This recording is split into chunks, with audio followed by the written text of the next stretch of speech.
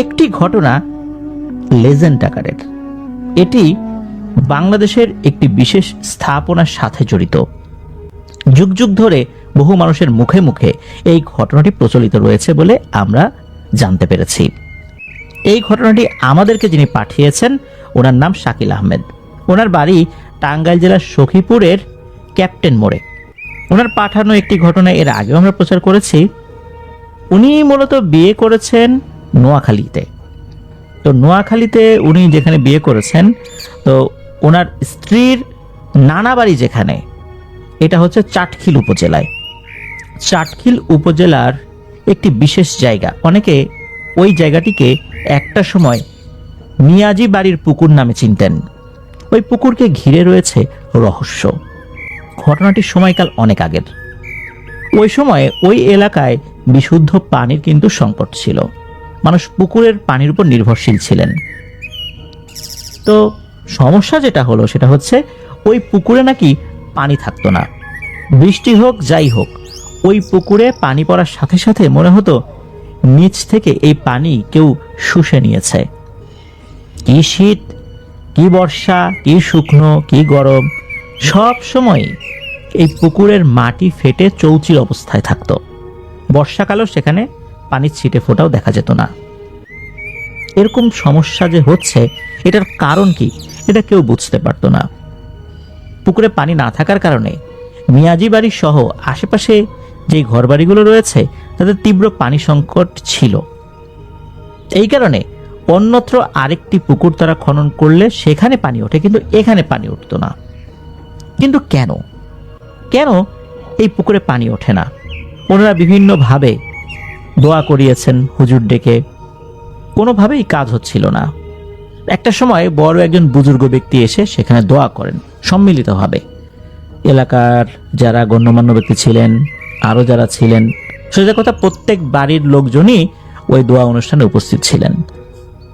এরপর আল্লাহর রহমতে টানা 3 দিন ওই এলাকায় বৃষ্টি হয়। বৃষ্টির পর দেখা গেল ওই পুকুরে পানি জমেছে। শুধু কি তাই, আরও এক অদ্ভুত দৃশ্য সবাই দেখতে পেলেন। তা হচ্ছে পুকুরের মাঝখানে শাপলা ফুল ফুটেছে। শুধু শাপলা নয়, পদ্ম ফুলের অস্তিত্ব দেখা যাচ্ছিল। আরও একটি ব্যাপার, পুকুরের পানির উপরে ছোট ছোট বিভিন্ন পাতা দেখা যাচ্ছিল। মনে হচ্ছে নিচ থেকে এই গাছগুলো হয়েছে। অনেক জলজ উদ্ভিদ থাকে না, ওরকম। এই পাতার উপর কিন্তু ছোট ছোট পোকামাকড় বড়জোর বসতে পারে, ব্যাঙও কিন্তু বসতে পারে না। আর পদ্ম পাতা বা শাপলা পাতা যেটা, এটার উপর ছোটখাটো ব্যাঙ বসতে পারে। বড় আকারের ব্যাঙ বসলে কিন্তু সে ডুবে যায়। ওই রকম একটা জায়গায় একজন ব্যক্তিকে দেখা গেল, যিনি এই পাতার উপর ধ্যানমগ্ন অবস্থায় ছিলেন। অদ্ভুত ব্যাপার হচ্ছে ওনার শরীরে কোনো কাপড় চোপড় ছিল না। একজন বৃদ্ধ মানুষ, পুরুষ মানুষ, উনি সেখানে ধ্যানমগ্ন থাকতেন। 24 ঘন্টাই তাকে সেখানে দেখা যেত। উনি ওখান থেকে কোথাও যেতেন না। উনি এই অবস্থায় আছেন, এটা তো দেখতে ভালো দেখায় না, যার কারণে ওই দিকটাতে কোনো মহিলা মানুষ আসতেন না। পুরুষরা এসে দেখতেন, ওনাকে ডাক দিতেন, উনি উত্তর নিতেন না।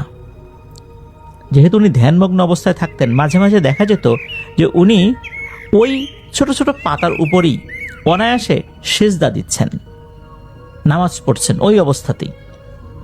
মানুষজন তো তখন ওই এলাকায় আশেপাশে ওরকম ছিল না। শোনা যায় ওই সময় মাত্র 7টি পরিবার আশেপাশে ছিল। এখন তো অনেক ঘনবসতি হয়েছে। আর এই ঘটনা তো বহু আগের, অর্থাৎ এই ঘটনাটি মূলত যখন ঘটে এখন থেকে আনুমানিক 150 বছরের কাছাকাছি সময় হতে পারে বলে ধারণা করেন। এক্সাক্ট সময়টা বলা যায় না। তো এই ঘটনাটি মূলত এই আমাদের শাকিল ভাই ওনার ওয়াইফের কাছ থেকে শুনেছেন। তো এরকম চলছে, সেখানে ওই ব্যক্তি এভাবে সারাদিন ধ্যানমগ্ন থাকেন, রাত্রে গেলেও তাকে দেখা যায়। স্থানীয় লোকজন অদ্ভুত একটি বিষয় খেয়াল করলেন। তা হচ্ছে ওই ব্যক্তি যেখানে ধ্যানমগ্ন আছেন তার পাশ দিয়ে বেশ কিছুটা জায়গা জুড়ে মনে হচ্ছে পানির নিচ থেকে ইট ভেসে উঠছে। তার মানে হচ্ছে নিচে কোনো নির্মাণ কাজ চলছে। ইট গাঁথনি হতে হতে হতে হতে আস্তে আস্তে পানির উপরে ইট ভাসছে। প্রতিদিনই দেখা যেত যে অল্প কিছু করে ইট আরো বেশি করে দেখা যাচ্ছে, তার মানে হচ্ছে নতুন করে কাজ হয়েছে। এভাবে প্রতিদিনই সেখানে হচ্ছে, মনে হচ্ছে যে পানির নিচ থেকে একটি মসজিদ আস্তে আস্তে ভেসে উঠছে বা তৈরি হচ্ছে। হতে হতে দেখা গেল যে সেখানে গম্বুজের মতো হয়ে যায়, পরিপূর্ণ একটি মসজিদ হয়ে যায়। খুব বেশি দিন লাগে নাই, অল্প কিছু দিনের মধ্যেই। এরপর ওই ব্যক্তি প্রথমবারের মতো এলাকার লোকদের সাথে কথা বলেন। ওই ব্যক্তি ওখান থেকে হেঁটে, পানির উপর দিয়েই হেঁটে পাড়ে চলে আসেন। পাড়ে উঠে উনি হাঁটতে থাকেন সামনের দিকে। বোঝাই যাচ্ছে উনি এখান থেকে চলে যাবেন।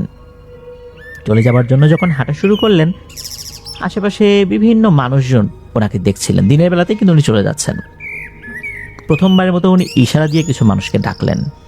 কিছু মানুষ যখন তার কাছে এলেন, তখন উনি বললেন, তোমাদের জন্য এই জায়গায় মসজিদটি রেখে গেলাম, তোমরা কিন্তু কখনো এর অমর্যাদা করো না।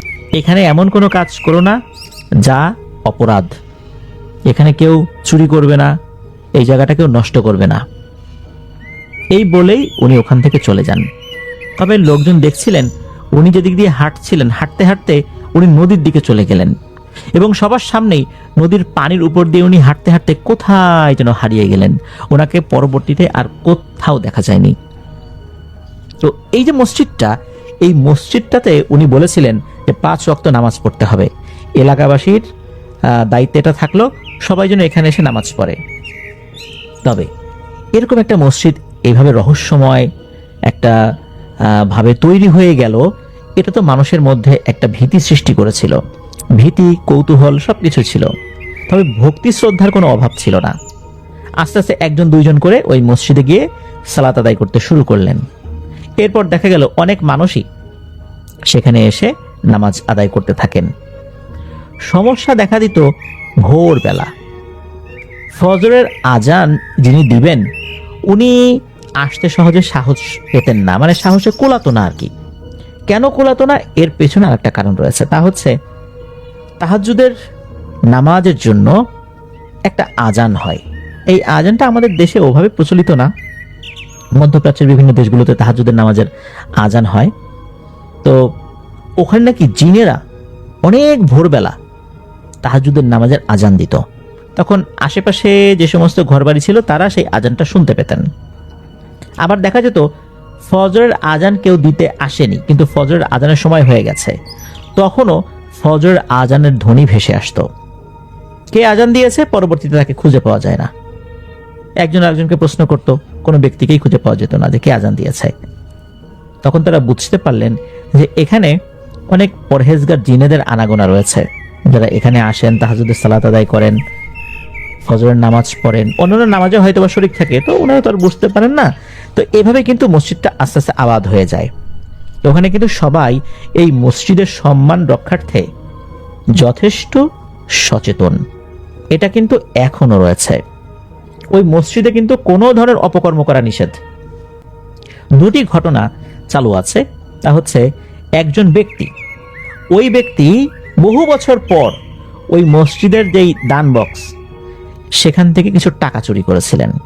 টাকা চুরি করার পরপরই তার হাতের আঙ্গুলগুলো বেঁকে যায় এবং হাতে তীব্র যন্ত্রণা শুরু হয়ে যায়। যখন উনি বুঝতে পারলেন যে এই কারণে এটা হয়েছে, তখন উনি ওই মসজিদের দায়িত্বে থাকা কমিটির কিছু লোকজনের কাছে বিষয়টা বলেন যে উনি তো এই কাজটা করছেন, এই কারণে এরকম হয়ে গেছে। তখন কমিটির লোকজন ওনাকে অত্যন্ত কটু কথায় বকাঝকা করেছিলেন যে তুমি এইরকম একটা কাজ কিভাবে করতে পারলা? তুমি জানো না যুগের পর যুগ ধরে আমরা এই মসজিদের সম্মান রক্ষা করে আসছি, এখানে এই ধরনের কাজ করা নিষেধ। তুমি তো পুরোপুরি নষ্ট হয়ে গেছো, তুমি একটা নষ্ট মানুষ। তা না হলে এই কাজটা তুমি করতে পারতা না। তুমি তো এটা জানতা, জেনে শুনে তুমি এই কাজটা করছো লোভে পড়ে। তোমার আহামরি এমন কোনো অভাব নাই যার কারণে তোমাকে এই দান বক্সে এসে হাত দিতে হবে চুরি করার জন্য। তোমার সমস্যা তুমি আমাদেরকে বলতা, তুমি এই কাজটা কেন করতে গেছো? তুমি নষ্ট। এই যে নষ্ট নামটা চলে আসছে, এখনো ওই ব্যক্তি জীবিত আছেন, সবাই তাকে নাকি নষ্ট নামেই চেনে। সবাই জানে যে উনি এই কাজটি করেছিলেন। তো যাই হোক, উনি তো ওনার অপরাধ স্বীকার করেছিলেন, পরবর্তীতে উনি স্বাভাবিক হয়েছিলেন, এটা সত্য। তবে উনি এখনো জীবিত আছেন, সবাই তাকে চেনে, বিশেষ করে আশেপাশে যারা আছেন। আর একটা বিষয়, সেটা হচ্ছে একটা দুষ্টু ছেলে, ইয়াং বয়স একটা দুষ্টু ছেলে, সে ওই মসজিদের পাশে দাঁড়িয়ে জল বিয়োগ করছিল। সে কিন্তু ইচ্ছাকৃতভাবে এটা করছিল। একজন এটা দেখে ফেলেন, দেখার পর উনি বলেন, তুমি এই কাজটা কি করলা? আশেপাশে কি জায়গা নাই? তুমি এই মসজিদের দেয়ালে তুমি ইচ্ছাকৃতভাবে এই কাজটা করলা? কাজটা করা তো ভালো হলো না। তখন ওই ছেলেটা আরো উচ্চবাচ্য করে আর কি, অশালীন কথাবার্তা বলে। সে যে নেশাগ্রস্ত ছিল বিষয়টা এরকম না, সে ইচ্ছাকৃতভাবে কাজটি করেছে। এরপর সে চলে যায়। পরদিন সকাল থেকেই তার মধ্যে অস্বাভাবিক আচরণ দেখা যায়। দেখা যাচ্ছে সে পাগলামি করছে। তো ওই মসজিদে যিনি ইমাম সাহেব ছিলেন, তাকে যখন বিষয়টা অবগত করানো হয়, তখন ওই ছেলেটাকে নিয়ে আসতে বলেন। ছেলেটার মা বাবা ওই ছেলেটাকে নিয়ে আসে। হুজুর ওই ছেলেটার উপর রুকিয়া শুরু করেন। ওই ছেলেটার উপরে একটা জিন হাজির হয়। তখন হুজুর বলেন যে, এই ছেলেটার এই অবস্থা কেন করলা? তখন ওই জিনটা বলে যে, কেন করেছে এটা আপনি জানেন? এই প্রশ্ন করা আমার কাছে আসলে অবান্তর বলে মনে হচ্ছে, অপ্রাসঙ্গিক বলে মনে হচ্ছে। তবে ওকে তো জানে মারি নাই। ও যতদিন জীবিত থাকবে এরকম আধা পাগল হয়ে জীবিত থাকবে। এটা হচ্ছে শিক্ষা। ও ইচ্ছাকৃতভাবে কাজটি করেছে এই মসজিদকে অসম্মান করার উদ্দেশ্যে। তো সত্যি এরপর থেকে সে ওভাবেই আছে, ওরকম আধা পাগল অবস্থাতেই। প্রিয় লিসেনার্স, আপনাদের মনে প্রশ্ন আসতে পারে, এই মসজিদটির নাম কি? স্থানীয়ভাবে এই মসজিদটাকে, অর্থাৎ লোকাল লোকজন এই মসজিদটাকে বলে থাকেন আমু শাহ মিজি মসজিদ। তবে আমি নেট ঘেটে যেটা দেখলাম, মসজিদটার নাম হচ্ছে আমানত শাহ মিয়াজি মসজিদ।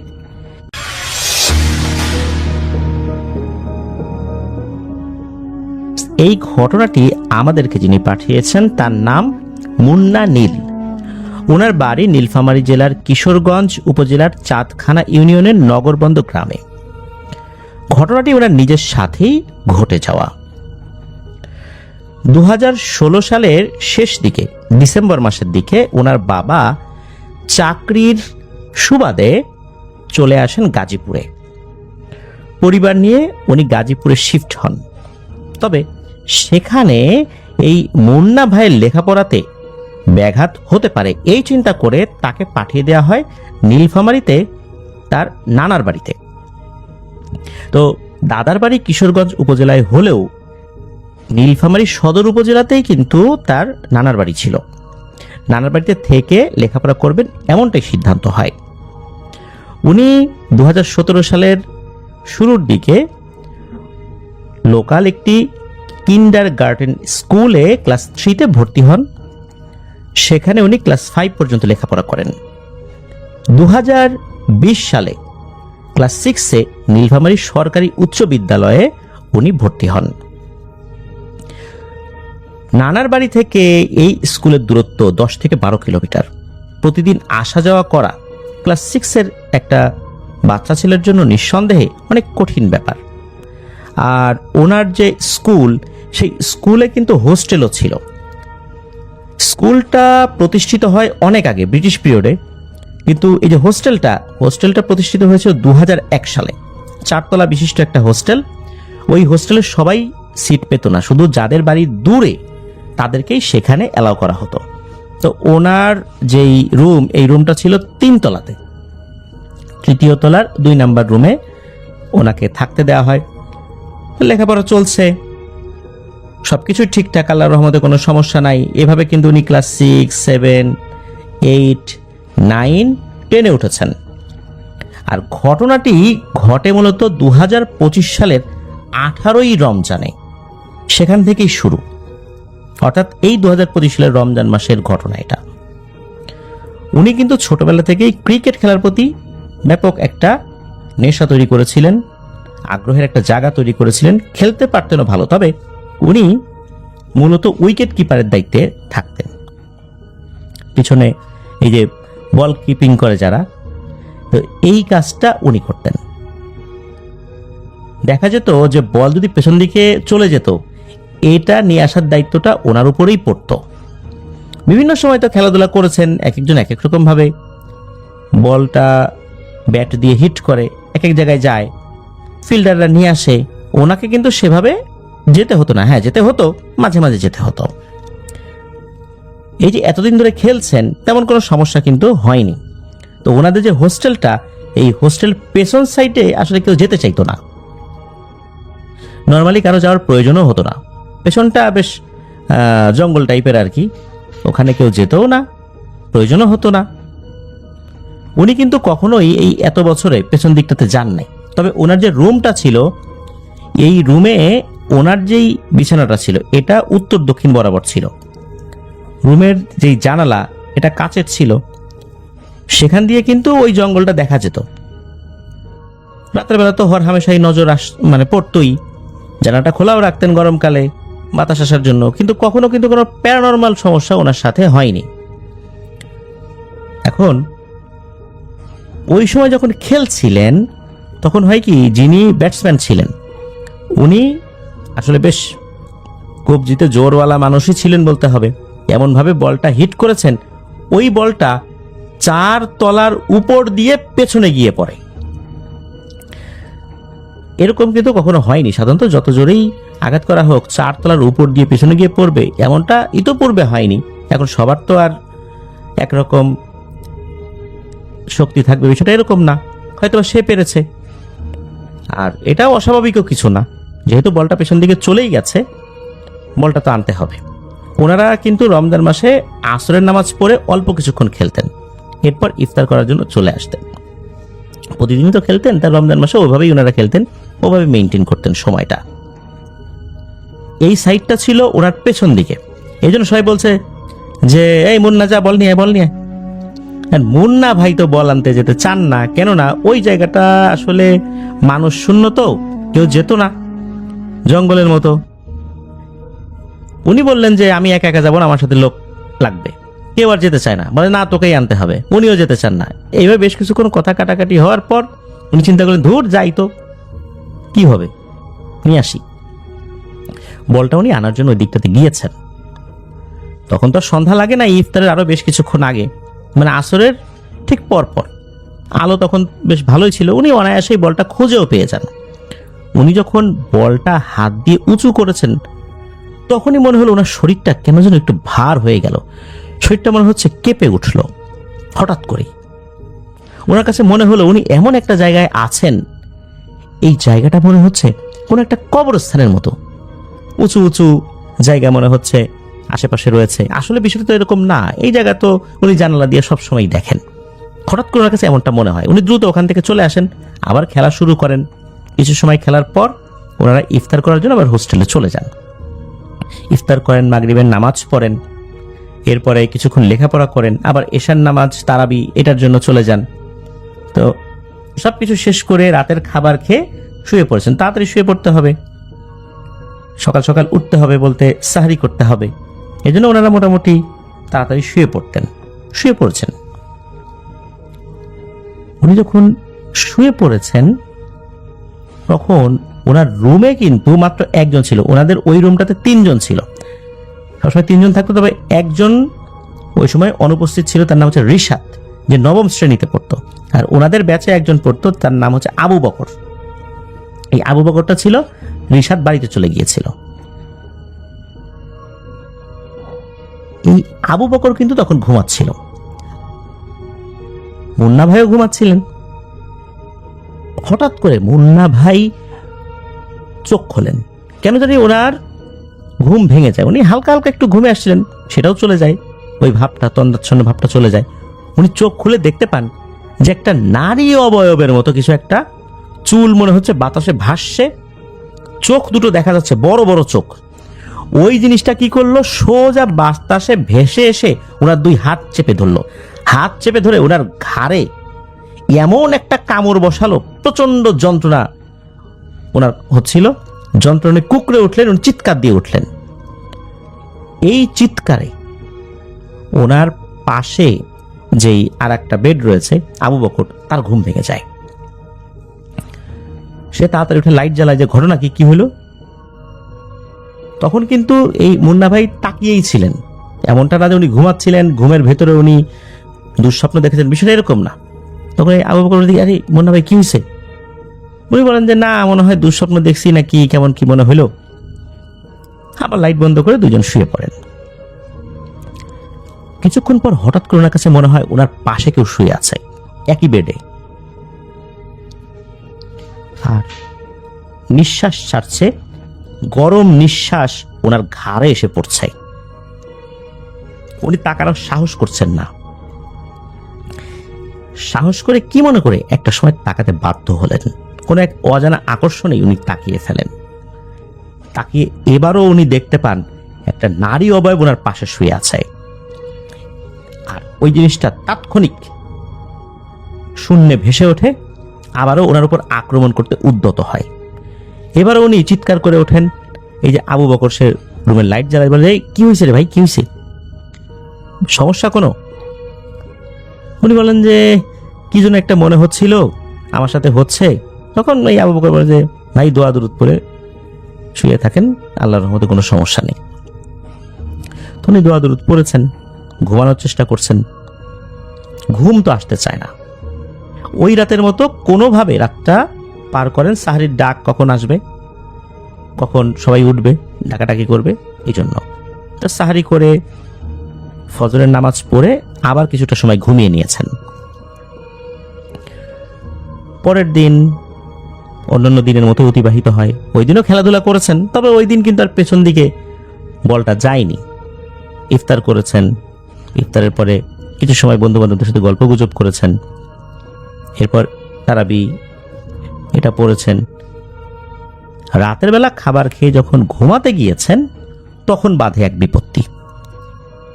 যখন রুমের লাইট বন্ধ, আবু বকর শুয়ে আছে,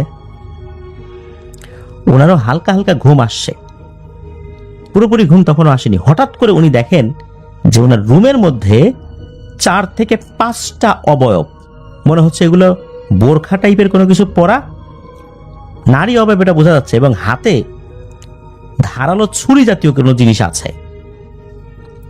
এই জিনিসগুলো তার সামনে ভাসছে। উনি প্রথমে চোখ কচলেছেন যে আসলে কি আমি কি ঘুমের ঘরে দেখছি নাকি। পরে দেখা গেল না, উনি ঠিকই দেখছেন, কিন্তু উনি চিৎকার করতে পারছেন না। ওই জিনিসগুলো ওনার দিকে আস্তে আস্তে এগিয়ে আসছে। উনি ভয়ে কিছুক্ষণ চোখ বন্ধ করে থাকেন, পরে চোখ খুলে দেখেন যে না, কিছুই নেই। এরপর উনি আবার ঘুমানোর চেষ্টা করেন। উনি যখনই চোখ বন্ধ করেন, ওনার কাছে মনে হয় কি ওনার চোখের সামনে মনে হচ্ছে কেউ চোখ নিয়ে তাকিয়ে আছে। উনি যখন চোখ খোলেন, উনি দেখেন যে আসলেই তাই। ওনার চোখের কাছাকাছি মনে হচ্ছে কেউ একজন তার 2 চোখ খোলা রেখে তার দিকে তাকিয়ে আছে। মনে হচ্ছে একদম চোখের সাথে তার চোখ লেগে যাবে। উনি তো চোখ বড় বড় করে দেখছেন, আরে এটা কি। হঠাৎ করেই ওই 2টার চোখের উপরে পাতা পড়ে যায়, অর্থাৎ মনে হচ্ছে সে চোখ বন্ধ করে ফেলেছে। উনি চিন্তা করেন এটা কি মনের ভুল। উনি আবার নিজের চোখ বন্ধ করেন ঘুমানোর জন্য, কিন্তু এবারও দেখা গেল সেম একটা ব্যাপার। ওনার কাছে মনে হচ্ছে ওনার সামনে কেউ চোখ খুলে ওনার চোখের খুব কাছাকাছি চোখ নিয়ে ওনাকে দেখছে। উনি আবারও যখন তাকিয়েছেন, সেম জিনিসটা দেখতে পান। এটা দেখার পর উনি তো চিৎকার করে ওঠেন। ওদিকে আবু বকরের ঘুম ভেঙে যায়। সে বলে, ভাই কি হয়েছে, কি হয়েছে? লাইট জ্বালায়, কিছুই নেই। ওই রাত্রে আর তেমন কিছু হয় না। পরের রাত্রে কিন্তু সেম ঘটনা। তবে ওই যে চতুর্দিকে যে 4-5টা অবয়ব দাঁড়িয়েছিল, বিষয়টা এরকম না। উনি চোখ বন্ধ করলেই ওনার কাছে মনে হতো যে কেউ তার চোখের কাছে চোখ নিয়ে তাকিয়ে আছে। উনি খুললে সেই চোখটা দেখতে পেতেন, ওই চোখটা আবার একা একাই বন্ধ হয়ে যেত। প্রিয় লিসেনার্স, আপনারা একবার ভাবুন কি ধরনের একটা ভয়ঙ্কর সিচুয়েশন। এমনটা কিন্তু 3 দিন হলো। প্রথম রাত্রে তো ঘাড়ে কামড় দিল, তবে ঘাড়ে কামড় দেওয়ার পরে এখানে কামড়ের কোনো দাগ কিন্তু ওভাবে বোঝা যায়নি। প্রথম রাত্রে তো এটা হলো, পরের রাত্রে আর এক ধরনের জিনিস হলো, তৃতীয় রাত্রে দ্বিতীয় রাতের মতো ঘটনার পুনরাবৃত্তি কিছুটা হলো। এরপর উনি নানা বাড়িতে ফোন করেন, এই বিষয় বলেন। তখন নানা বাড়ি থেকে বলা হয় তুমি দ্রুত চলে আসো, এখন আপাতত থাকতে হবে না, এখানে একজন হুজুর আসে, তাকে দিয়ে একটু ট্রিটমেন্ট করাই। তো মুন্না ভাই তো চলে গিয়েছে নানা বাড়িতে। সেই হুজুরকে ডাকা হলো, হুজুর রুকিয়া করে দিলেন, তেল পানি এগুলো পরে দিলেন, বললেন যে রাতের বেলা তেলটা মেখে আর পানিটা কিছুটা অংশ খেয়ে যেন উনি শুয়ে থাকেন। তো উনি হোস্টেলে এই কাজটি করেছেন, সমস্যা কিন্তু ওভাবে বন্ধ হচ্ছে না, ঘটনা কিন্তু চলমান রয়েছে। উনি যখন দেখলেন যে এটা কাজ হচ্ছে না, আবার যখন যোগাযোগ করলেন, তখন নানি বললেন যে এখন তো ঈদের আর বেশি দেরি নাই, এদিকে ঈদ সামনে, হোস্টেল ছুটির নোটিশও হয়ে গেছে, আর নোটিশ হওয়ার আগেই অনেকে বাড়িতে চলে গেছে। তারা তো আর এমন না যে অনেক দূর দূরান্তে বিভিন্ন জেলাগুলোতে বাড়ি, হ্যাঁ আছে, দিনাজপুরে বাড়ি আছে কারো কারো, তবে ঢাকাতে যেরকম সারা বাংলাদেশের লোকজন আসে ওখানে তো সেটা না, অনেকেই বাড়িতে চলে গেছে আর কি, অল্প কিছু লোকজন ছিল। তো উনি চিন্তা করলেন যে হয়তোবা এই হোস্টেল কেন্দ্রিক যেহেতু ঘটনাটা সূত্রপাত, এই জন্য কোনো কাজ সেভাবে হচ্ছে না, উনি বাড়িতে চলে যান। বাড়িতে চলে যাবার পর আবার উনি যখন এই রুকিয়ার পানি, তেল, এই জিনিসগুলো উনি ব্যবহার করা শুরু করেন, আস্তে আস্তে এই সমস্যাটা চলে যায়। আল্লাহর রহমতে উনি পরিপূর্ণভাবে সুস্থ হয়ে যান। এরপর থেকে ওনার সাথে আর কোনো ধরনের কোনো ভয়ের ঘটনা ঘটেনি। প্রিয় লিসেনার্স,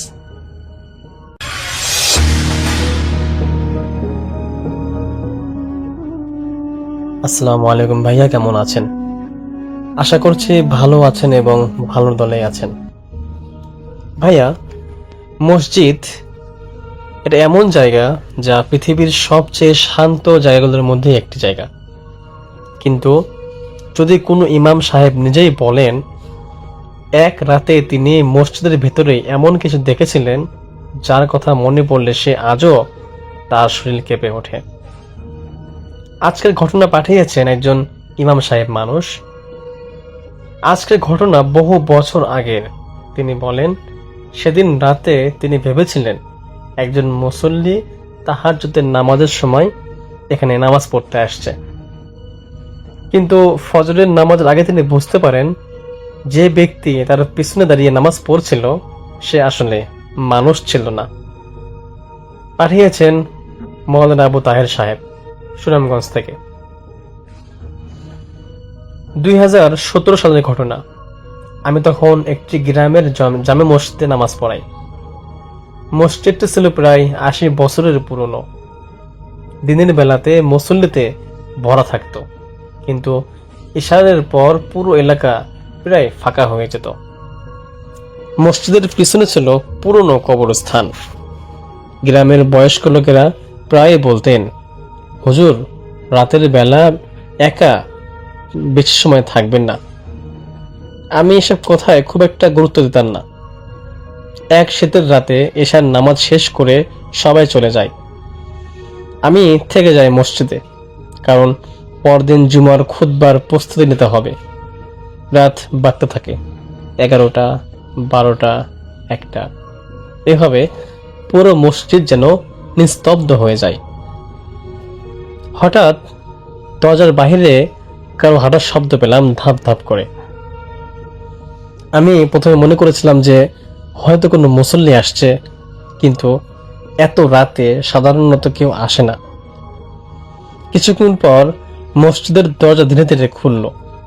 একজন লোক ভিতরে ঢুকলো, সাদা পাঞ্জাবি, সাদা টুপি, মাথা নিচু করে। লোকটি কিছু না বলে শেষ কাতারে গিয়ে দাঁড়ালো। আমি জিজ্ঞাসা করলাম, ভাই কিছু বলবেন? কোনো উত্তর নেই। আমি ভাবলাম হয়তো তাহাজ্জুদ পড়তে আসছে, তাই আমি আর কিছু এক্সট্রা ভাবে জিজ্ঞাসা করলাম না। রাত তখন প্রায় 2টা বেজে গেছে। আমি কোরআন তেলাওয়াত করতেছিলাম। হঠাৎ খেয়াল করলাম লোকটা এখনো একই জায়গায় দাঁড়িয়ে আছে, একটুও নড়েনি। আমার কেমন যেন অস্বস্তি লাগতে শুরু করলো। আরো কিছুক্ষণ পর আমি আবার তাকালাম, দেখলাম লোকটা এখনো দাঁড়িয়ে আছে, একই ভঙ্গিতে, একই ভাবে। তখন আমি উঠে তার দিকে হাঁটতে শুরু করলাম। আমি যত কাছে এগোচ্ছি আমার বুক তত ভারী হয়ে আসছে। লোকটার কাছে গিয়ে বললাম, ভাই আপনার কি শরীর খারাপ? সে ধীরে ধীরে মাথা তুলল, আর আমি জমে গেলাম, কারণ তার মাথায় বা তার মুখে কোনো চোখ ছিল না। চোখের জায়গায় শুধু কালো অন্ধকার। আমার গলা শুকিয়ে গেল। আমি এক পা পিছিয়ে এলাম। ঠিক তখনই সেই ব্যক্তিটা প্রথম কথা বলল, হুজুর। যার গলা ছিল একদম মানুষের মতো না, মনে হলো অনেকগুলো কথা, অনেকগুলো গলা একসাথে কথা বলছে যেন। এবং তিনি বললেন, হুজুর আজান হতে আর কত দেরি আছে? আমি কোনো উত্তর দিতে পারলাম না। সে আবারও বলল, আমি অনেক দিন ধরে অপেক্ষা করছি। ঠিক তখন পুরো মসজিদের বাতি কয়েকবার জ্বলে নিভে উঠল। আমি দ্রুত আয়াতুল কুরসি পড়তে শুরু করলাম। লোকটা ধীরে ধীরে হাসলো, তারপর সে পিছিয়ে যেতে লাগলো, কিন্তু তার পা কোনোভাবেই মাটিতে লাগছিল না। সে ভাসতে ভাসতে শেষ কাতারের দিকে চলে গেল, আর তারপর অদৃশ্য হয়ে গেল। পুরো মসজিদ ফাঁকা হয়ে গেল। আমি ভাবলাম হয়তো আজকের মতো এখানে ঘটনা শেষ, কিন্তু আসল ভয় তখনও বাকি ছিল। রাত প্রায় 3:30। হঠাৎ মসজিদের মাইকে হালকা শব্দ, কিন্তু মাইক তো বন্ধ ছিল। স্পিকারের ভেতরে কেউ খুব ধীরে ধীরে একটা গলা শোনা গেল, হুজুর। আমি স্থির হয়ে গেলাম। আমি এখনো শেষ কাতারে দাঁড়িয়ে আছি। আমি তাকালাম, শেষ কাতারটা ফাঁকা, সেখানেও কেউ নেই, কিন্তু মেঝের ওপরে এক জোড়া ভেজা পায়ের ছাপ। আর সেই ছাপ ধীরে ধীরে সামনে এগিয়ে আসছে, যেন অদৃশ্য কেউ হাঁটছে। 1 কাতার, 2 কাতার, 3 কাতার আমার দিকে আসছে। আমি জোরে জোরে কোরআনের আয়াত পড়তে শুরু করলাম। হঠাৎ আজানের সময় হয়ে গেল। আমি সাহস করে মাইকের সামনে দাঁড়ালাম। আল্লাহু আকবার, আল্লাহু আকবার।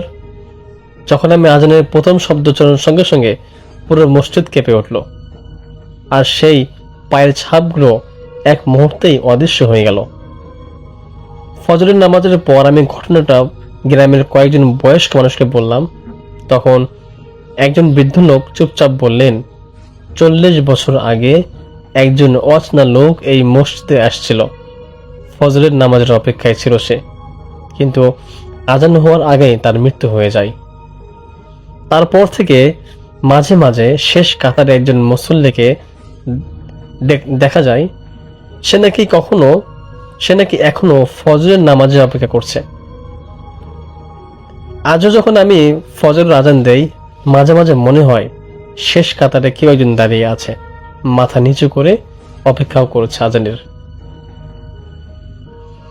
যাই হোক ভাইয়া, মসজিদ আল্লাহর ঘর, কিন্তু পৃথিবীতে এমন অনেক ঘটনা আছে যার ব্যাখ্যা মানুষ সবসময় দিতে পারে না।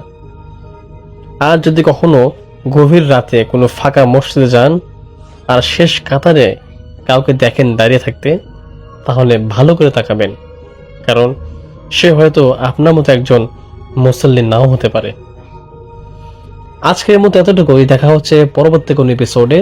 ততক্ষণ পর্যন্ত সকলের দীর্ঘ আয়ু এবং সুস্বাস্থ্য কামনা করে আজকের মতো আমি এখানে বিদায় নিচ্ছি। আল্লাহ হাফিজ।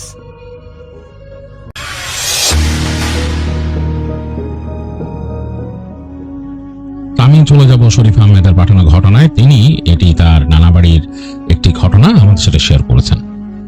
তো শরীফ তার নানাবাড়ি এলাকার 2 জন ভাইয়ের সাথে ঘটা একটি ঘটনা আমাদের সাথে শেয়ার করেছেন। তিনি 2 ভাইয়ের ছদ্মনাম ব্যবহার করেছেন।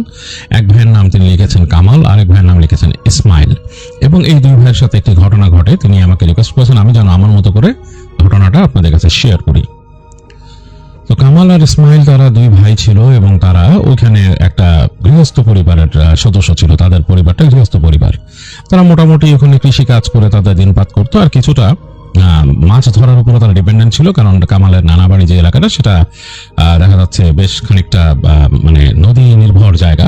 তো ওইখানে মানুষ মাছ ধরা অনেকটাই পেশা তাদের। তো ভালোই কেটে যাচ্ছিল তাদের জীবন কামালদের, এবং তারা 2 জনই বয়সে কিন্তু তরুণ। মানে কামাল আর ইসমাইলের মধ্যে 2 বছরের বয়সের ডিফারেন্স। এক ভাইয়ের বয়স 18, এক ভাইয়ের বয়স 20।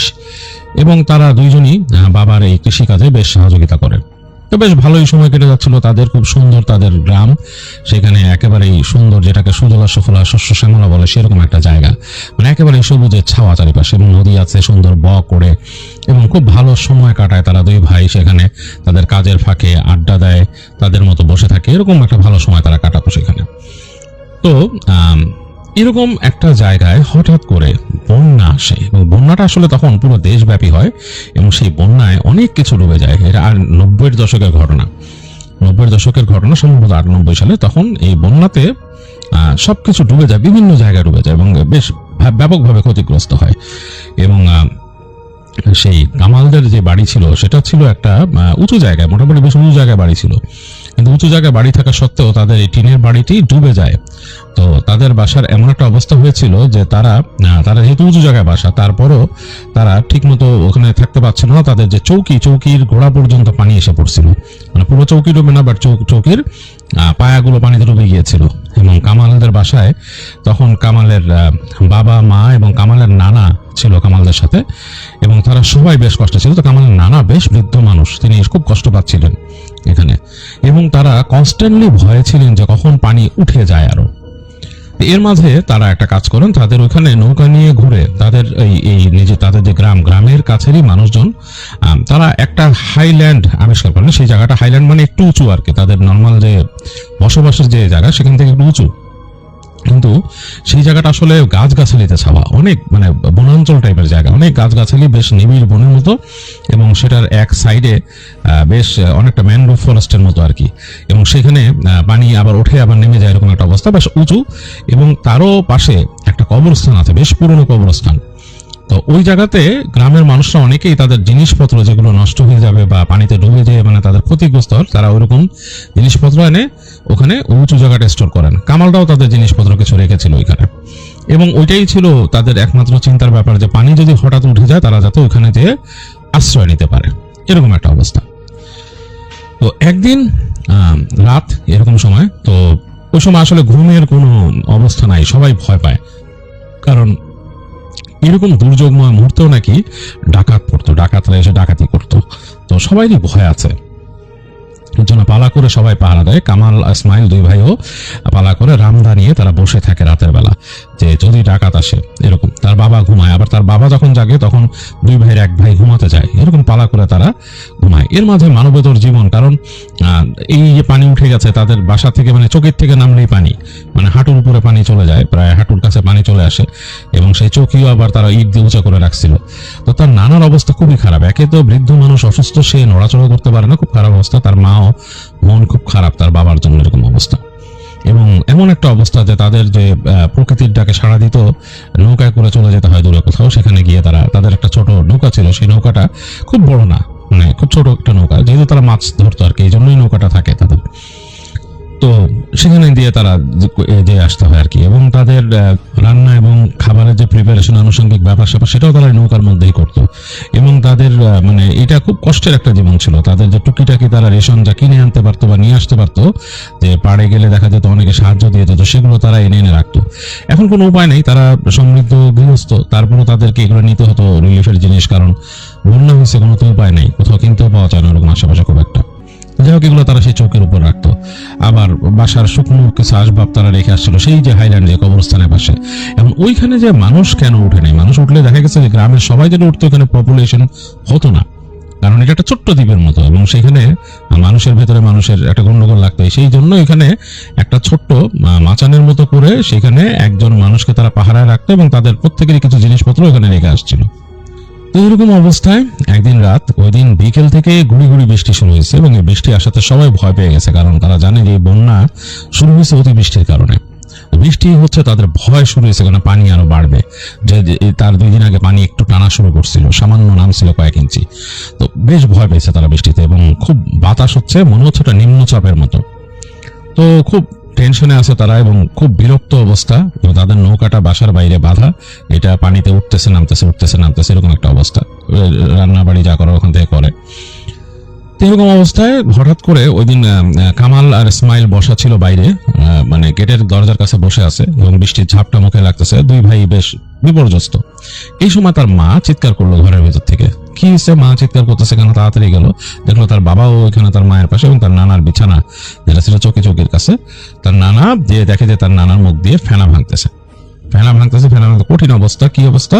তার নানাকে সাপে কামড় দিয়ে গেছে, ভয়ঙ্কর অবস্থা। তারা তাড়াতাড়ি দুই ভাই যে নানাকে ধরলো, মানে দেখে বুঝতেছে যে সাপে কামড়েছে, এবং তার মুখে ফেনা ভাঙতেছে, তাকে নানাকে নিল তারা, যে সাপটাকে খুঁজতেছে পানিতে, তো সাপ পাওয়ার কথা না, এবং ভয়ঙ্কর অবস্থা, যে কোনো সময় একটা ভয়ঙ্কর কিছু হবে। নানাকে তারা তাড়াতাড়ি টেনে নিয়ে নৌকায় তুললো, বোঝা যাচ্ছে যে নানা মানে থাকবে না আর কি, যেরকম একটা অবস্থা। এবং সত্যিকার অর্থে তারা নৌকায় নিতেই তারা বুঝতে পারলো যে নানার হার্টবিট নাই। দুই ভাই তার পালস দেখতেছে নাই, এখন কি করবে? এর মাঝে বৃষ্টি পড়তেছে, তো নানাকে তারা ঢাকলো, তাদের কাছে বাসায় তিরপল ছিল, তিরপল দিয়ে ঢাকলো নানার শরীরটা, এবং বললো যে এখন কি করা যায়। তো তার বাবা বললো যে পাশের ওই জায়গায় এই কবিরাজের ঘর আছে, কবিরাজের কাছে নিয়ে যা, তোর নানারে দেখ। তো তারা ওই নৌকা ওইখান থেকে ওই বৃষ্টির মধ্যে বাইতে বাইতে দুই ভাই নৌকার মানে যে ছই আছে, ছইয়ের নিচে নানাকে শোয়ায় তারা দুই ভাই এবার পলিথিন দিয়ে ঢেকে রাখছে পাশটা, যাতে ভিজে না যায় পুরো। তো নৌকা বাইতে বাইতে নিয়ে গেল সে কবিরাজের ওখানে, কবিরাজের বাসাতে। কবিরাজের বাসার অবস্থা খারাপ, কবিরাজ নিজেও বেরিয়ে আসলো, এসে নৌকা উঠলো, উঠে দেখে বললো যে তোমাদের নানা তো আর নাই, শেষ, আর কিছু করার নাই, মারা গেছে। এমনি দুর্বল ছিল, বিষের ক্রিয়াতে একদম মিশে গেছে। তো বললো যে এখন কি করা যাবে? বলে এখন আর কি করা যাবে, দাফন করো। কি অবস্থা? বলে যে তাহলে এখন আমরা কেমনে কি করবো? বলে আমি এখানে খবর দেই, ওরা যাক, তোমরা নিয়ে যাও গা, ওই দেশে যাও, ওই যে চরে যাও, উঠো, ওখানে যাও, আর আসতেছি। তো দুই ভাইয়ের মন খুব খারাপ, তারা নানাকে অনেক পছন্দ করতো। তারা কাঁদতেছে, কাঁদতে কাঁদতে নৌকা নিয়ে আসছে, এসে বাসায় বললো, তাদের বাসাও কান্নাকাটি, তার বাবা মা। এখন আর কি করার, নানাকে নিয়ে যেতে হবে। বললো যে আমরা, কামাল ইসমাইল বললো তাদের বাপকে যে আমরা যাই, নানাকে নিয়ে যাই, দাফন করার ব্যবস্থা করি। কি করবো বাসার থেকে, তখন তো ওখানে কাপড়ে কাপড়ও নাই, বাসার থেকে পরিষ্কার চাদর তারা নিল, নিয়ে নানাকে নিয়ে যাবে। ঢেকে দিল নৌকার ভিতরে, চোয়ের ভিতরে পলিথিন দিয়ে পাড়ি দিয়ে আটকাই দিছে, যাতে পানি না ঢুকে ভিতরে। বৃষ্টি তো পড়তেছে হালকা হালকা। যাই হোক, তারা রওনা দিল দুই ভাই। তারা নিজেরা বাসার থেকে এই শাবল নিয়ে গেছে, আড়ি নিয়ে গেছে, এগুলো সব পানির তলে টোকায় বের করে নিয়ে গেছে আর কি। তো যাই হোক, নৌকা বাইতে বাইতে, এবং দুই ভাইয়ের কাছে মন খুব খারাপ হয়ে গেছে, নৌকা দিয়ে যাচ্ছে এবং পানি, এমনই পানি, এই হালকা বাতাস যে আসতেছে, বাতাসে ঢেউয়ে নৌকা উপর উঠে যায় নিচে নামে, উপর উঠে যায় নিচে নামে, এরকম একটা অবস্থা। বুঝতেছে যে বাসা বাবা মার মনের অবস্থা কি, এটাও তাদের খারাপ লাগতেছে।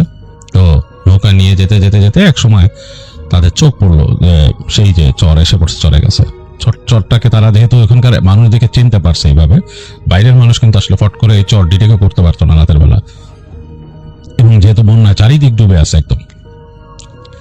তো তাদের হাতে হারিকেন, ওইভাবে এসে পাড়ে ভিড়লো, চিটচিট চিটচিট বৃষ্টি পড়তেছে, নৌকার ছোঁয়ের মধ্যে পটপট শব্দ হচ্ছে, আর পানির মধ্যে তীরের মতো মানে ভিজতেছে বৃষ্টির পানি।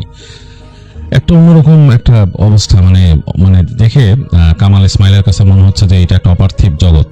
দুই ভাই মিলে আসছে, আর সেই কবিরাজ বলছে আরো মানুষ পাঠাবে কবর খোঁড়ার জন্য। কে আসে সেই বন্যার সময়, আসলে কেউ এটা গুরুত্ব দেয় না। তো দুই ভাই মিলে নানার মৃতদেহটাকে বের করলো, আর এই মৃতদেহ এখানে সংরক্ষণ করে রাখার মতো অবস্থা নাই, কারণ তখন বন্যার সময়, অন্য সময় হলে দেখা যেত মানুষ চা পাতা, বরফ কল থেকে বরফ আনে, চা পাতা আনে, এরকম কিছু। তো সেরকম তো কিছু সম্ভব না, এর মধ্যে বৃষ্টি হচ্ছে, একেবারে প্রতিকূল আবহাওয়া। তো দুই ভাই মিলে অনেক কষ্টে, এবং দেখা গেছে বডি অনেক ভারী হয়ে গেছে, অনেক কষ্টে সে বডিটাকে টেনে টেনে পাড়ে উঠালো। পাড়ে উঠায় তারা নৌকাটাকে টেনে ভালো মতো আগে ইসের সাথে নোঙর করলো আর কি, আটকালো নৌকাকে, আটকায় বডিটাকে নিয়ে উপরে উঠলো। দুই ভাই অনেক কষ্ট হলো, কারণ মৃতদেহ অনেক ভারী হয়ে গেছে। এবং নিয়ে তারা যে দেখলো যে কোথায় ছাউনি, তো ওখানে একটা তিরপলের ছাউনি করা ছিল। স্বাভাবিকই ওখানে মানুষ থাকে, একজন পাহারায় থাকে মানুষটা। তো গিয়ে আসলে ওখানে কাউকে পায় নাই, তারা যে দেখতেছে পুরা খালি, অন্ধকার, বাতি নাই। তো তারা হারিকেন আনছিল দুই ভাই সাথে করে, তো হারিকেনটা রাখে ওখানে, রেখে দেখে চৌকি পাতা আছে, তো নানার দেহটাকে তারা চৌকির উপর রাখে, একটা চৌকির উপর রেখে দুই ভাই মিলে বসে এক চৌকিতে বসে হাঁপাচ্ছে, দুইজনে ভিজে গেছে, সারা শরীর ভিজা। তো গামছা দিয়ে শরীর মুছলো এবং বলতেছে যে এখন কি করবি? বলে যে এখন আর কি করা আছে, এখন কেউ না আসলে তো সমস্যা, আমরা তো শাবল নিয়ে আসছি, কোদালও নিয়ে আসছি, আর চল আমরা এক কাজ করি যে আমরা খুঁড়ি, মাটি খোঁড়া শুরু করি। না কেউ আসলে তো আসলে, না আসলে কি করবো, বৃষ্টি পড়তেছে, আবার কেউ নাও আসতে পারে। যদিও গ্রামের মানুষ অনেক হেল্পফুল, নিজেদের মধ্যে নিজেদের একটা আন্ডারস্ট্যান্ডিং থাকে, তারপরও তারা আসলে ভরসা করতে চাইল না কারোর মধ্যে। তো দুই ভাই দেহটাকে রেখে, নানার মৃতদেহটাকে বিছানার মধ্যে রেখে ঢেকে রেখে তারা গেল। এর মধ্যে আবার ভয় আছে যে শিয়াল কুকুর যদি থাকে আশেপাশে, সাঁতরায় যদি চরে উঠে আসে তার সমস্যা। তারপরও কিছু করার নাই, হারিকেন কিন্তু রেখে গেছে দুইজনে ওইখানে। তো গিয়ে সেই কোদাল শাবল নিয়ে আসলো, আর তাদের নৌকার তলার থেকে যেগুলো উঠাইছিল সেগুলো এনে দুই ভাই মিলে এখানে আসলো, দেখলো যে এখনো দেহ ওইভাবে আছে। তো দুই ভাইয়ের মধ্যে বললো যে আমরা যে একসাথে দুজন মিলে কাজ করি। তো এর মধ্যে কামাল বললো যে না, এক কাজ কর, আমি যে আগে খুঁড়ি, কেন এখানে বসে থাকা উচিত একদম পাহারায়, এখানে আছে কত শিয়াল কুকুর থাকতে পারে, হ্যাঁ, আর এখানে তো কবরস্থান ছিল আগে, সাঁতরা এখানে উঠতে পারে, তুই থাক, তুই পাহারায় থাক, আমি যাই। ইসমাইল বললো আচ্ছা ঠিক আছে তুই যা। তো কামাইল চলে গেল হেঁটে, একটা হ্যারিকেন নিয়ে, তার সাথে সে কোদাল নিয়ে চলে গেল ওই হেঁটে ভেতরের দিকে, কবরস্থানের দিকে। তো জিনিসটা বেশ দুঃসাহসিক, কারণ এরকম গভীর রাতে চারিদিকে পানিতে ছাওয়া, বৃষ্টি পড়তেছে, এর মধ্যে পুরনো কবরস্থানে কবর খুঁড়তে যাওয়া সম্ভাবনা আছে যে এখানে শেয়াল বা কুকুর আছে, কারণ এগুলা ওই মানে কোথাও আশ্রয় না পেয়ে এখানে ওঠার কথা সাঁতরায় এসে। তো এই ভয়গুলো থাকবেই। তো বিষধর সাপ থাকার কথা, কারণ এটাই হাইল্যান্ড একমাত্র, এখানে থাকতেই পারে। তো এই এত কিছু, তারপর আবার মানসিকভাবে বিপর্যস্ত। তো যাই হোক, তারপরও কামাল গেছে একটা হারিকেন নিয়ে। তো সে যে দেখতেছে, সে যখন যে ঢুকছে ওইখানে, ঢুকে দেখতেছে চারিপাশে একেবারে মানে নীরব, এবং বৃষ্টির শব্দ পড়তেছে, পটপট পটপট করে বিভিন্ন পাতার উপর বৃষ্টি পড়তেছে, গাছের ছাল বাকল বেয়ে বৃষ্টির পানি নামতেছে। তো এগুলো দেখতে দেখতে সে এক পর্যায়ে হেঁটে যে এক জায়গায় পৌঁছাইলো আর কি। পৌঁছায় দেখলো যে হ্যাঁ, এই জায়গাটায় সে কবর করতে পারে। তো সে মাটি কাটা শুরু করলো, হারিকেনটা এক পাশে রেখে মাটি কাটা শুরু করলো। তো পানি কিন্তু খুব বেশি পড়তেছে না বৃষ্টির, ওই হালকা হালকা গাছ বেয়ে বেয়ে যা নামতেছে এরকম। এটাতে হারিকেনের খুব একটা ক্ষতি হচ্ছে না। তো সে মাটি খোঁড়া শুরু করছে, মাটি খুঁড়তেছে। আর ওইদিকে ইসমাইল বসে আছে ওই নানার মৃতদেহ নিয়ে, এবং সে অপেক্ষা করতেছে এর মাঝে অন্যান্য যারা কবর খুঁড়তে আসার কথা তারা আসে কিনা, এই আশায় সে বসে আছে এখানে। তো এরকম অনেক সময় পার হয়ে যাচ্ছে, প্রহর পার হচ্ছে, অনেকক্ষণ ধরে কামাল আসে না। তো অনেকক্ষণ পরে সে ইসমাইল চিন্তা করলো যে সে যাবে, সে কামালকে খুঁজতে যাবে, যে কামাল কি করতেছে, এতক্ষণ ধরে আসে না কেন। এই সময় সে দেখলো গাছগাছালির মধ্যে দিয়ে বের হয়ে আসতেছে কামাল আসতেছে, তার হাতে তার কোদাল, বলতেছে যে আরে অনেকক্ষণ আমি করছি, মানে ভিজে গেছে সে, অনেকক্ষণ মাটি কাটছি, এবার তুই যে একটু কাজ কর, আমি দেখি কি অবস্থা, এখানে বসে একটু তুই যা কাজ কর, আমার একদম হাত পা ধরে গেছে। ইসমাইল বলতেছে আচ্ছা তুই থাক, আমি যাই বলে ইসমাইল গেল সেখানে। ইসমাইল হেঁটে রওনা দিল। ইসমাইল হেঁটে গেছে, ইসমাইল যে ওখানে সে হারিকেন নিয়ে গেছে, এবং সে করতে করতে কামালকে জিজ্ঞেস করছিল কোথায় সে খুঁড়ছে। তো খুঁজে দেখলো যে হ্যাঁ, এখানে মাটি খোঁড়া ওর দিকে এরকম ফেলে রাখা, অনেকক্ষণ মাটি করছে। তো সে ওই জায়গায় তার হারিকেনটা রেখে সে একটু গা ধরা দিয়ে আবার শুরু করলো কাটা। তো মাটি কাটতেছে, কিছুক্ষণ কাটার পর তার কাছে, তো ইসমাইলের একটু আমার স্বভাব ছিল যে সে একটু ধূমপান করতো। তো সে চিন্তা করলো যে আমি একটু ধূমপান করি, ভালো লাগতেছে না কিছুক্ষণ কাটার পর। তো সে আস্তে করে তার কোদালটা রেখে, তার এই লুঙ্গির কোচরের মধ্যে বিড়ি ছিল প্লাস্টিক দিয়ে পেঁচানো, পলিথিন দিয়ে পেঁচানো, তো সেটা নিয়ে সে হেঁটে এক কোণায় হেঁটে গেছে যে ধরাবে। তো সে হাঁটতে যে হঠাৎ করে হোঁচট খেয়েছে। তো হোঁচট খেয়ে মনে হলো যে কিসের সাথে হোঁচট খেলাম, একটা বেশ বড়, সে প্রায় পড়ে গেছিল ধপ করে। সে পড়ে তো উঠে দাঁড়ালো কিসের সাথে হোঁচট খেলাম, সে আবার ফিরে আসছে। এসব মনে হলো, মানে তার কাছে মনে হচ্ছে এমন একটা জিনিসটা নরম। তো সে আস্তে করে তার ম্যাচটা বের করছে, ম্যাচটা ফুস করে জ্বালাইছে। জ্বালায় দেখে তার সারা শরীর ঠান্ডা হয়ে গেছে। সে দেখতেছে সে হোঁচট খাইছে কামালের সাথে, কামাল পড়ে আছে ড্যাব ড্যাব করে তাকায় আছে, মানে কামালের মনে হচ্ছে কোনো হুঁশ নাই, সে হা করে তাকায় আছে একদিকে এরকম ড্যাব ড্যাব করে। তার হাতে সিগারেটের আগুনের, মানে সেই ম্যাচের আগুনের ছ্যাঁকা লাগার সাথে সাথে সে তাড়াতাড়ি ফেলে দিল। ভয়ে সে একদম নিচু হয়ে কামালকে এরকম করে ডাকতেছে, এই ভাই তোর কি হয়েছে। সে বারবার গলার নিচে হাত দিতেছে, দেখতেছে যে তার আছে নাকি হার্টবিট। দেখলো যে হ্যাঁ, হার্টবিট করতেছে, সে বেঁচে আছে। সে বারবার কামালকে মধ্যে ভাই কি হয়েছে। এখন সে কি করবে, তার নিজের মাথার এখানে পানি জমেছিল, সে পানি চোখে ছিটা দিল, মুখে হাত বুলাই দিল। তারপর একটু পর দেখলো কামাল কাশি দিয়ে 2-3টা উঠে তাকাইলো, তাকায় বললো যে আরে ভাই তুই আসছিস। বলে হ্যাঁ। বলে তুই দেখছিস বলে কি। বলে আমার মনে হলো যে গাছের উপর থেকে নেমে এসে গলা চিপে ধরলো এখানে। তো খুবই ভয় পেয়ে গেছে কামাল। ইসমাইল বললো কে। বলে কি যে জানি না, গাছের উপর থেকে এরকম নেমে আসলো একটা মানুষের মতো এসে আমাকে গলা চিপে ধরে এখানে ফেলে দিল।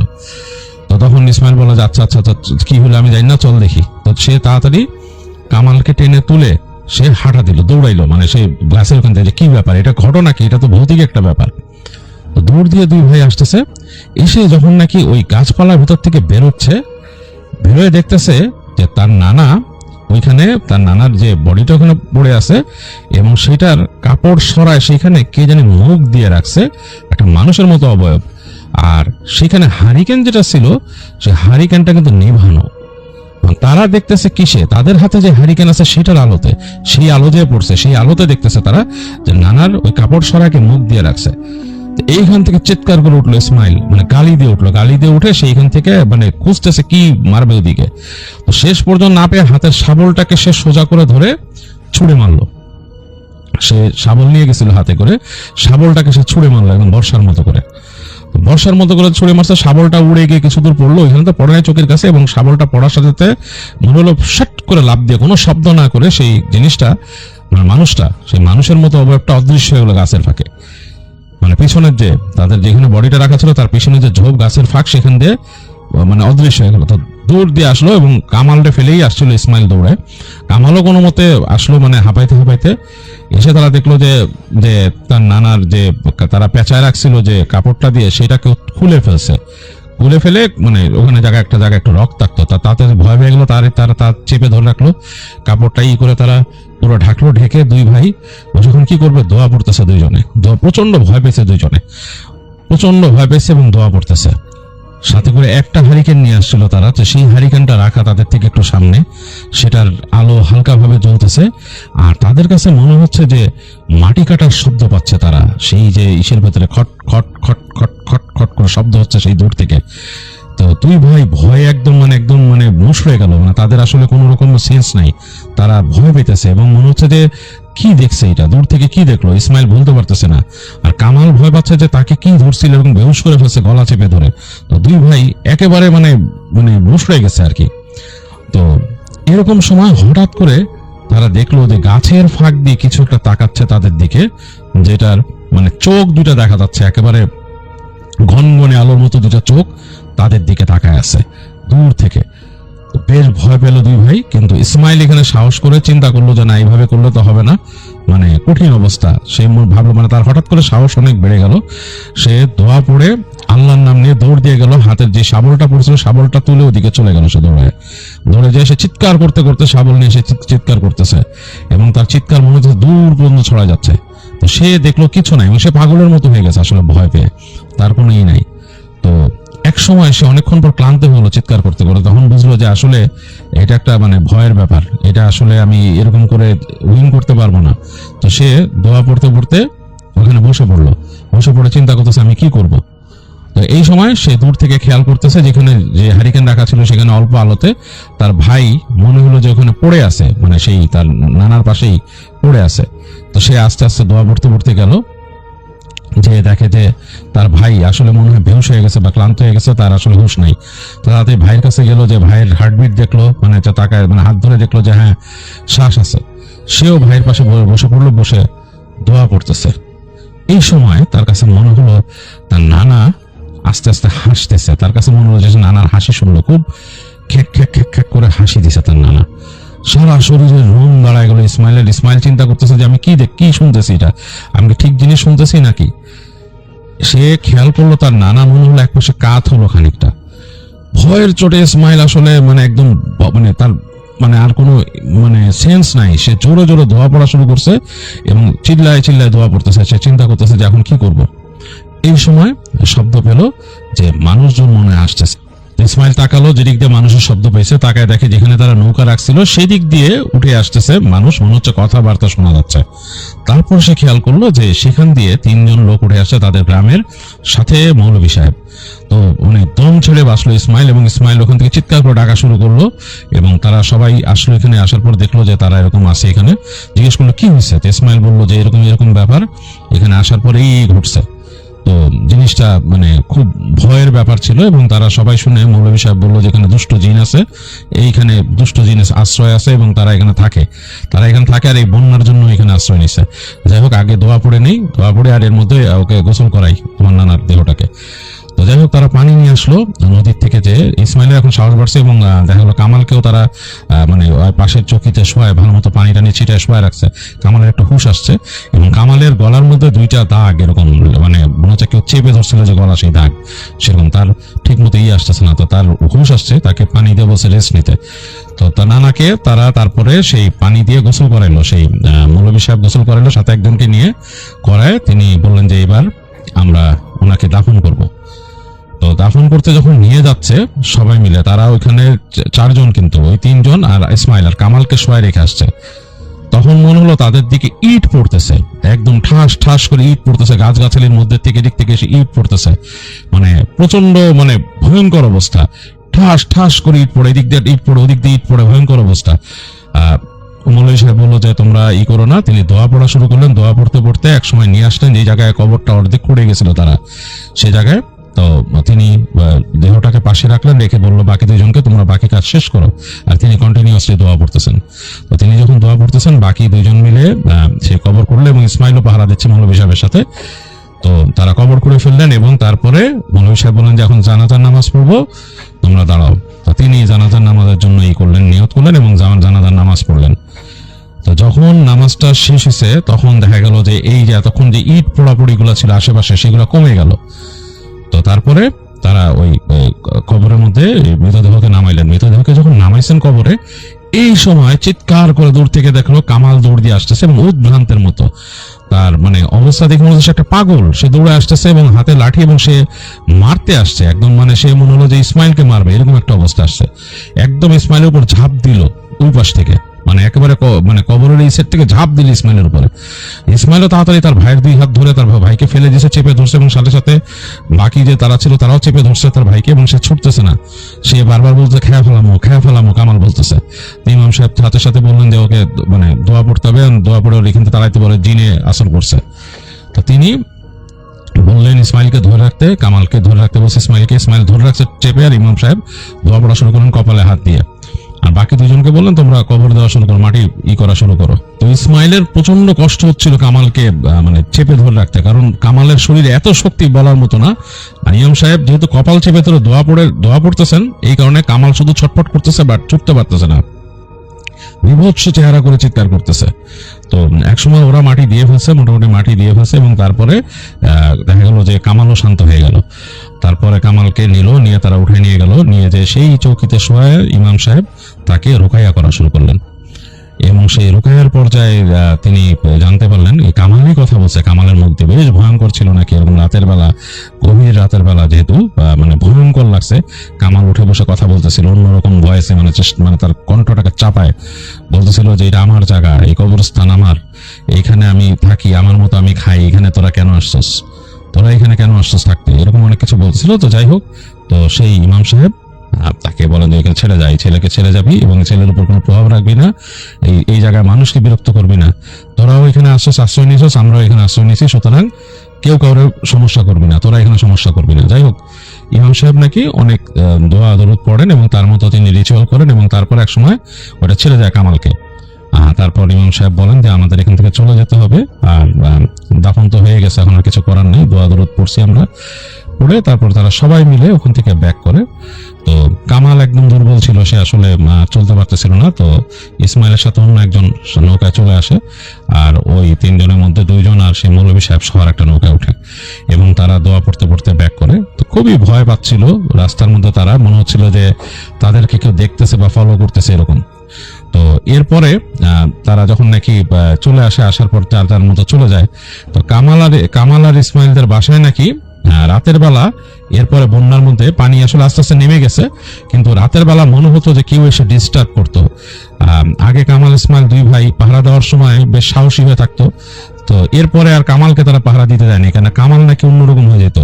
যখন শব্দ পাইতো আশপাশে কিছু চলতেছে, ছাদের উপর কিছু উঠে আসছে তাদের টিনের চালের উপরে, তখন নাকি কামাল মানে ভয়ে কেমন এদিক ওদিক তাকাতো, কেমন একটা অবস্থা তার চলে আসতো, ধুমধাম সাউন্ড হতো তাদের বাড়িতে, মনে হতো কেউ কিছুতে পিটাইতেছে তাদের বাড়িতে। এমনকি তাদের যে খুঁটিগুলো আছে বাড়ির, সেই খুঁটির মধ্যেও নাকি কিছুতে পিটাইতো এসে, মনে হতো যে ইট দিয়ে আঘাত করতেছে, খাট খাট খাট খাট করে আঘাত করতেছে।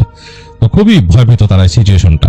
এবং তারপর আস্তে আস্তে ঠিক হয়ে যায়, বন্যার পানিও নেমে যায় এবং পরবর্তীতে তারা যখন বন্যার পানি পুরো নেমে যায়, কামালকে নিয়ে তারা ভালো একজন হুজুরকে দেখায় শহরে, মানে তাদের ওখানকার যে মফস্বল শহর সেখানে এক হুজুর আছেন, তাকে তিনি ভালো মতন জেনেন এবং তাদের ওই যে চরটা ছিল সেই চর অঞ্চলে যেও ওখানকার একটা তারা বলে যে একটা দোয়া মাহফিল করতে এবং যতগুলো কবর এখানে পরবর্তীতে হয়েছে বন্যার সময় সেগুলোর জন্য আলাদা করে দোয়া করতে, তো তারা সেটা দোয়া করেন ওখানে গিয়ে এবং আস্তে আস্তে ব্যাপারটা এইভাবে ঠিক হয়।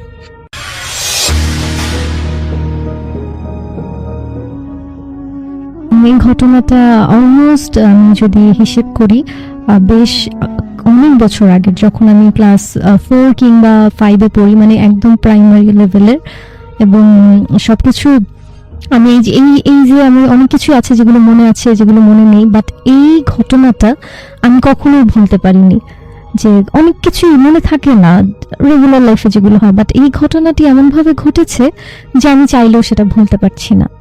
তো তাহলে ঘটনায় চলে যাই, এবং এই ঘটনাটি এক্স্যাক্ট কোন তারিখে হয়েছে সেটা আমি মনে করতে পারছি না, বাট টাইমটা ছিল একদম ভর দুপুর বেলা।